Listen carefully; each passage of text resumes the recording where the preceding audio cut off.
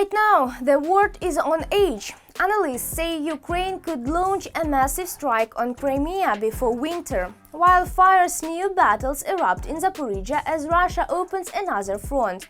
In Germany, chaos in the skies. Drones over Munich traced back to Moscow, with Medvedev toning, "Europe must fear us." And President Zelensky issues a chilling warning: every chip that slips through sanctions kills Ukrainians.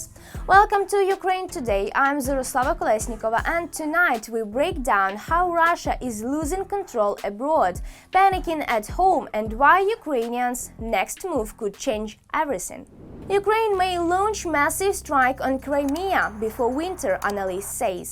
A shocking prediction from Sky News analyst Michael Clark: Ukraine could strike Crimea before winter begins. And not just with drones or missiles, but with a full-scale air and naval operation aimed at Russian position on the occupied peninsula. If this happens, it could become the most divisive moment of the war yet. Is Crimea about to explode, and is Russia ready for what's coming? Full story in report. Ukraine may attack Crimea?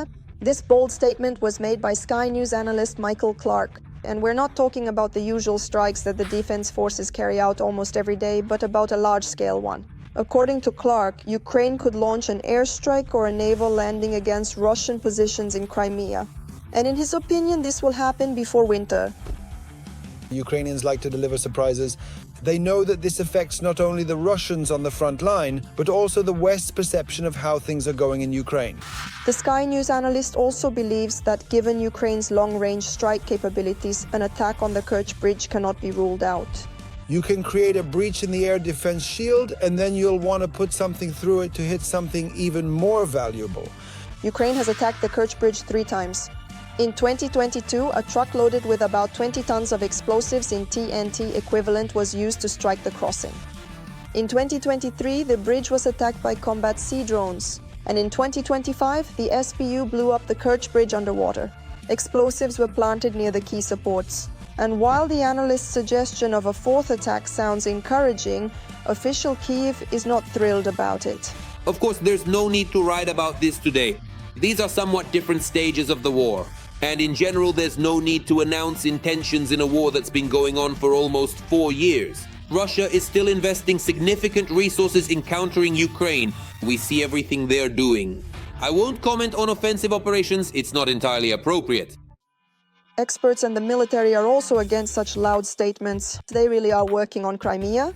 Demilitarization is in full swing, but that's all you need to know. This is the personal opinion of a private individual who has no connection to the actual state of affairs. The only way to assess such a publication is as an emphasis that Crimea is a temporarily occupied Ukrainian peninsula.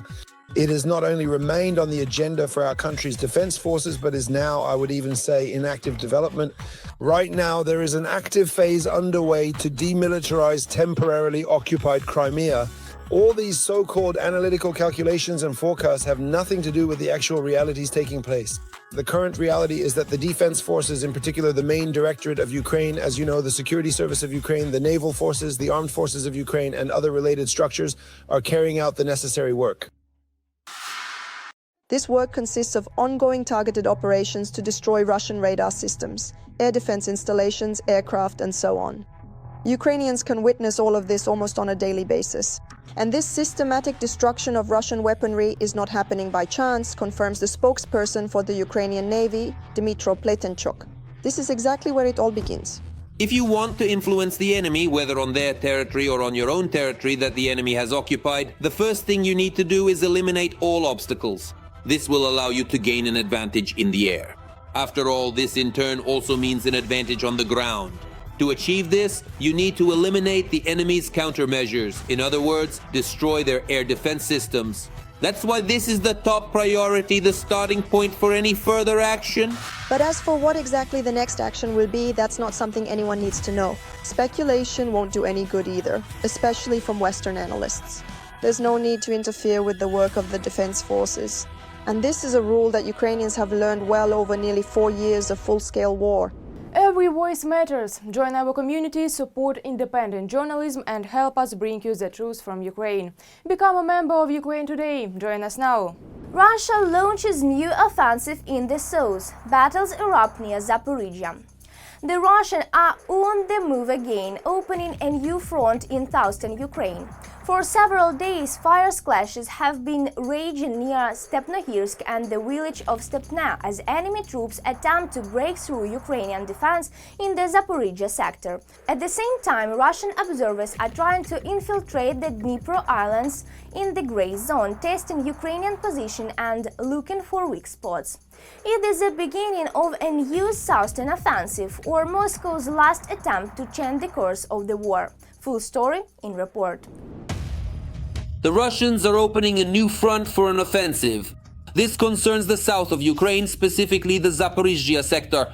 Thus, near Stepnohirsk, in the area of the settlement of Stepne, the enemy has been conducting active assault operations for the past several days. The occupiers are also trying to send their so-called observers to the Dnipro Islands located in the gray zone. Fortunately, all enemy attempts to gain a foothold and deliver ammunition across the river end the same way. For example, the unmanned systems units of the 15th Operational Brigade Karadag have thwarted more than one such attempt. Those few who do manage to cross the river are already being awaited on land by Ukrainian drones. Overall, in the southern operational zone, the enemy is striking with guided aerial bombs and unguided rockets and is constantly increasing the use of kamikaze drones. Additionally, over the past few days, the occupiers have increased the number of artillery shellings due to worsening weather conditions. In those areas where the occupiers can reach with drones, all the fields and tree lines are strewn with fiber optic cables. For example, this is what the Pokrovsky direction looks like today. The area around is completely covered with fiber optic cables, each one connected to a deadly FPV drone. But despite everything, our soldiers keep working and are carrying out a real hunt for the occupiers. Our drone operators find the enemy everywhere, in buildings, tree lines, and shelters. After that, they give a warm welcome to enemy infantry and equipment. Despite all the Russians' efforts, our soldiers managed to achieve success in certain sectors of the front. Thus, in the Donetsk region, the armed forces of Ukraine stopped the occupiers' advance in one of the directions, stabilized the situation, and are eliminating the remaining saboteurs. In particular, the defense forces have stabilized the situation in Yampol in Donetsk region and are clearing the area of sabotage groups.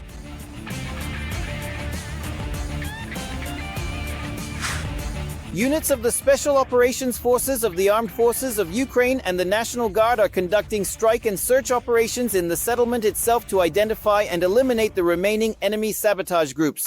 Syrsky also shared details about the Ukrainian offensive near Dobropilya. There, the armed forces of Ukraine managed to accurately strike several enemy concentrations and partially destroy the occupiers' logistics chain. In certain specific areas, Ukrainian drone pilots are effectively creating roads of death for the enemy. For example, here our UAVs caught up with 2 Russian vans, 6 trucks, and at least 2 armored combat vehicles. The occupiers' losses in this direction over the past day amount to 47 personnel, of which 32 are irrecoverable. Since the beginning of the counter-offensive operation in the Dobropilya direction, the Russians have lost about 3,520 personnel. Of these, at least 2,000 will return to their homeland in coffins.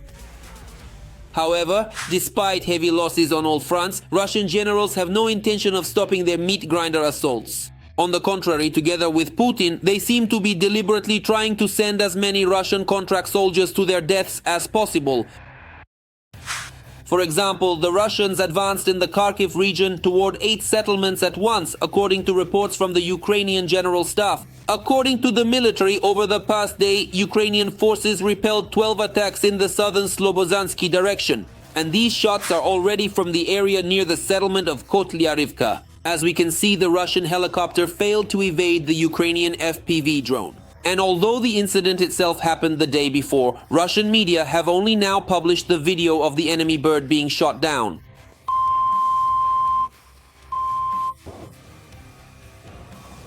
The wind and the choppers are here. On the Lyman front, while the enemy launched as many as 12 attacks trying to advance near the settlements of Karpivka and Rekivka, fighters from the 3rd Army Corps broke through the occupiers' positions and got behind enemy lines.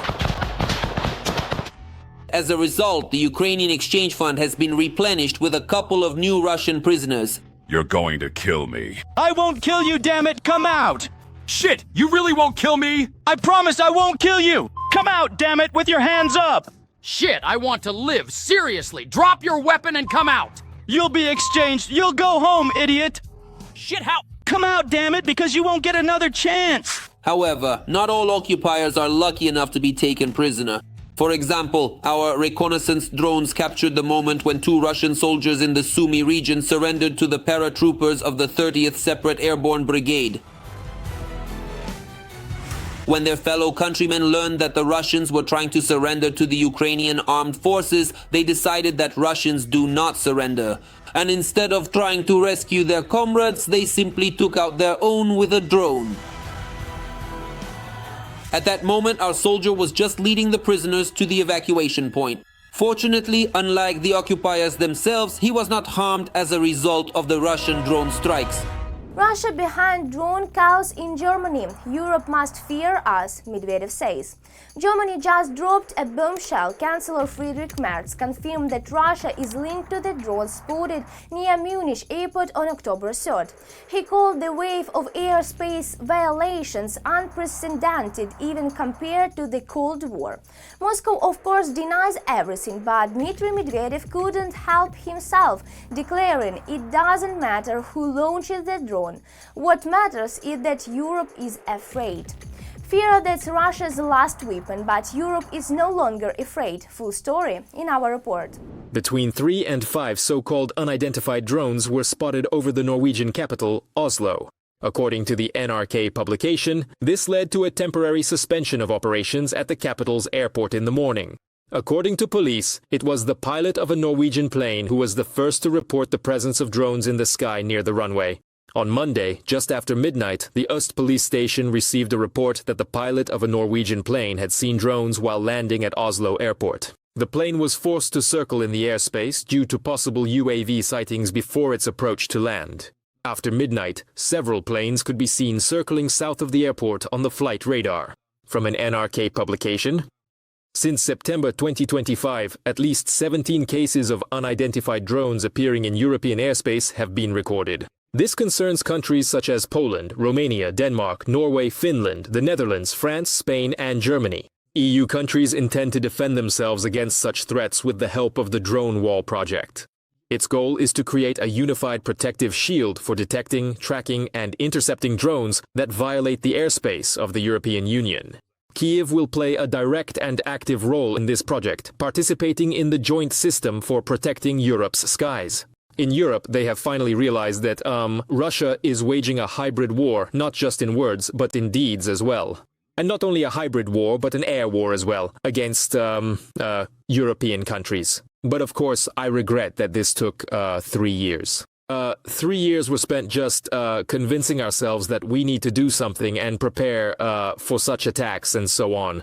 The lack of a strong response to Russia's provocations, including the possible launch of drones into NATO countries' airspace, only encourages dictator Putin to further test the alliance's red lines. This opinion was expressed in an interview with The Telegraph by former Lithuanian Foreign Minister Gabrielius Landsbergis. According to him, Europe today stands on the brink of World War III.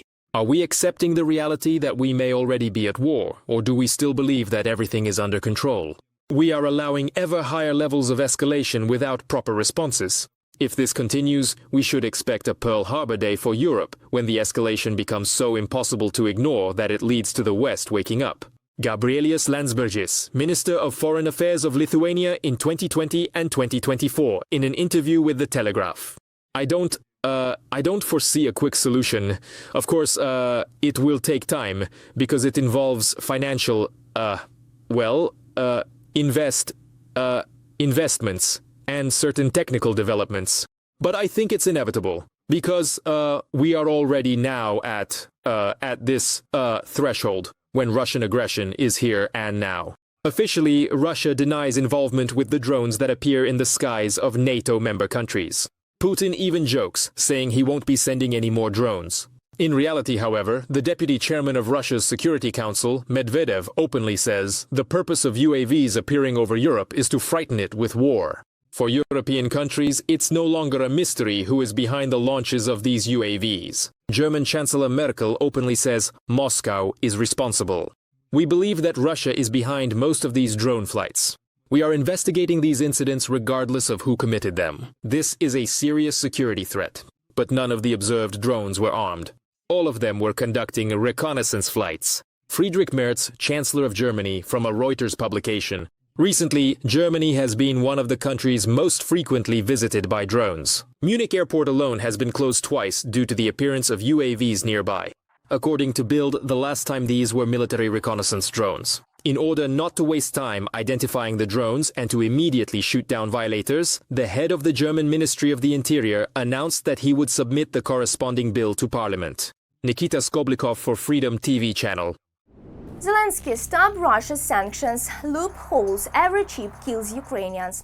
President Volodymyr Zelensky is calling on Europe to shut down every single loophole Russia uses to bypass sanctions, because every one of them fuels war and murder. He reveals that Ukrainian investigators keep finding imported chips inside Russian missiles and drones, the same weapons bombing our cities daily. Who's helping Russia build its killing machines, and how can Europe stop it? Full story in report. The 500 drones that Russia used to attack Ukrainian territory on the night of October 5th contained more than 100,000 foreign components, Ukrainian President Volodymyr Zelensky stated. According to him, a single Russian Kinzhal missile contains 96 foreign-made components. Among the manufacturers are companies from the United States, China, Taiwan, the United Kingdom, Germany, Switzerland, Japan, South Korea, and the Netherlands. Every Russian missile, every Russian attack drone includes, among other things, components that are still being supplied to Russia from Western countries and from various countries neighboring Russia. Now, in the fourth year of the full-scale war, it's simply astonishing to hear that someone supposedly doesn't know how to stop the supply of critical components. According to experts, the aggressor country is constantly modifying its weaponry, so the same types of weapons may have different components over time, depending on their availability. In September 2025, Vladislav Vasyuk, the Ukrainian president's commissioner for sanctions policy, published a list of companies whose products were found in the Iskander cruise missile that struck the cabinet of ministers building in Ukraine, Tsaitin. A similarly examined recent Iskander contains about 35 American-made components, 1 Japanese, 1 British, 1 Swiss, 5 Belarusian, and 57 Russian. Compared to missiles from previous years, there are now fewer components from Europe and the US and more from Russia and Belarus. All the information was provided to partners for sanctions response. Vladislav Vasyuk, the president of Ukraine's Commissioner for Sanctions Policy, on Facebook. In addition, components are also supplied by New Delhi.